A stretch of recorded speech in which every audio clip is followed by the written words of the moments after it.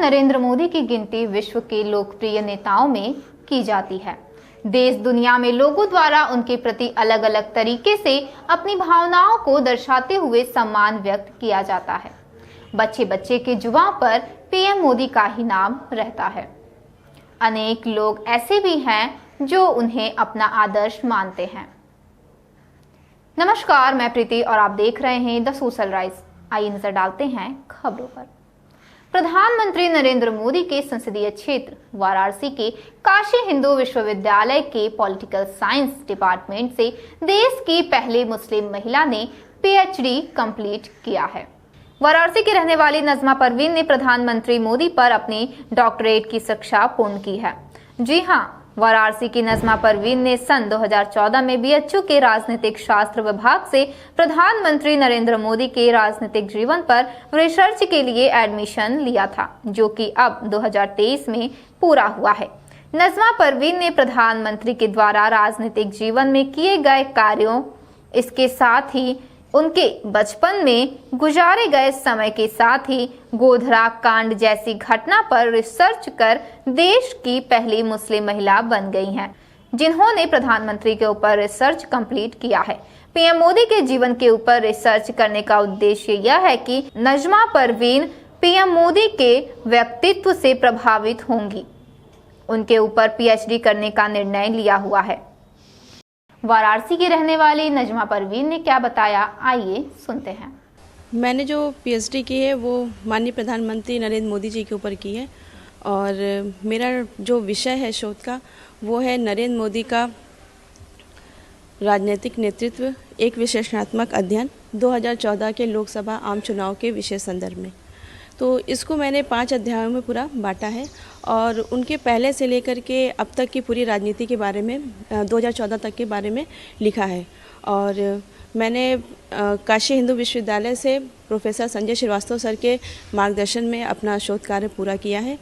और इसकी प्रेरणा जो मिली मुझे कि मुझे मोदी जी के ऊपर ही पीएचडी करनी चाहिए, क्योंकि उस समय की आबो हवा भी कुछ ऐसी थी कि उस समय मोदी जी का नाम बहुत चर्चा में था और साथ ही साथ वो एक सच्चे देशभक्त और सच्चे लीडर हैं जो किसी एक धर्म विशेष जाति के बारे में नहीं सोचते हैं। वो पूरे विश्व के, पूरे देश के बारे में सोचते हैं और पूरा देश उनके लिए एक समान है। चाहे वो किसी भी धर्म जाति के लोग हैं, वो उनके लिए सब एक समान है। तो वो एक सच्चे लीडर हैं, तो उनसे बहुत ही हमको प्रेरणा मिली। और इसमें सबसे बड़ी भूमिका मेरे गुरुवर विशाल भारत संस्थान के डॉक्टर राजीव कुमार श्रीवास्तव सर, जिनको अभी श्री गुरु जी के नाम से सब लोग जानते हैं, उनकी प्रेरणा से मैंने ये टॉपिक चूज़ किया। किन सन में आपने किया था, कौन सी फैकल्टी की है? 2014 में इनरोल हुई और मेरी पीएचडी अभी पूरी हो चुकी है। और फैकल्टी जो हमने बताया पॉलिटिकल साइंस डिपार्टमेंट से। तो क्या क्या मोदी जी के बारे में अध्ययन करने पर पाया गया, आपने क्या क्या जीवन पर आपने किया है? जी, पहले अध्याय में जो हमने लिखा कि कैसे नेहरू की सरकार थी और कैसे वंशवाद का उदय हुआ और कैसे पूरी सत्ता, जो भारतीय राजनीति की पूरी सत्ता थी, कैसे एक वंशवाद में पूरा समा करके रह गई थी। लेकिन जब इसका अंत होता गया, कुछ लोगों ने फिर आवाज़ उठाई, तो फिर धीरे धीरे करके ये व्यवस्थाएं बदली और जो विरोधी दल थे उन्होंने भी ये कहा कि नहीं, अब सत्ता परिवर्तन होना चाहिए। तो ऐसे में उन सारे चीज़ों का हमने अपने पीएचडी में जिक्र किया है। और दूसरे अध्याय में मैंने मोदी जी के बारे में, जो उनका जीवन परिचय है, उनके बारे में पूरा लिखा है। कैसे वो उनका जीवन परिचय था, क्या था कि वो कैसे बचपन में कितने साहसी थे और उनकी माँ कैसे कितनी मुश्किल से उनको पढ़ा लिखा करके मतलब उनको आगे बढ़ाया, पूरे घर का खर्चा चला रही थी। और वो भी खुद मोदी जी भी एक चाय बेचने वाले युवक थे और उन्होंने चाय बेच करके इतनी बड़ी पूरे देश को चलाने की जो मुहिम जो अपने हाथ में ली, ये काफ़ी काबिले तारीफ़ है, क्योंकि वो एक आम इंसान के साथ साथ ख़ास इंसान बने हैं। और साथ ही साथ जब उन्होंने 2001 में वहाँ गुजरात का उनको मुख्यमंत्री बनाया गया, तब की पूरी स्थिति के बारे में हमने लिखा है कि कैसे वो 4 बार मुख्यमंत्री बने, कैसे उनके ऊपर दंगों का भी आरोप लगा और कैसे वो निकल गए उसके साथ साथ।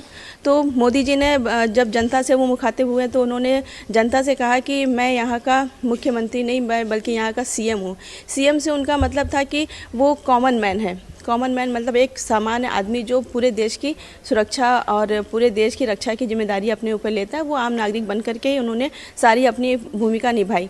तीसरे अध्याय में हमने पूरी चुनावी रणनीति लिखी, कैसे कैसे किन किन संस्थाओं ने मिलकर के काम किया, मुस्लिम राष्ट्रीय मंच, मुस्लिम महिला फाउंडेशन, विशाल भारत संस्थान, तो इन सारे लोगों ने मिलकर के जो भूमिका निभाई। ये कहा जाता है कि मोदी जी की जो छवि है वो कट्टर हिंदूवादी छवि है, वो तो छवि है ये, लेकिन उसके साथ साथ उनकी जो सबसे बड़ी छवि है वो राष्ट्रवाद की छवि है।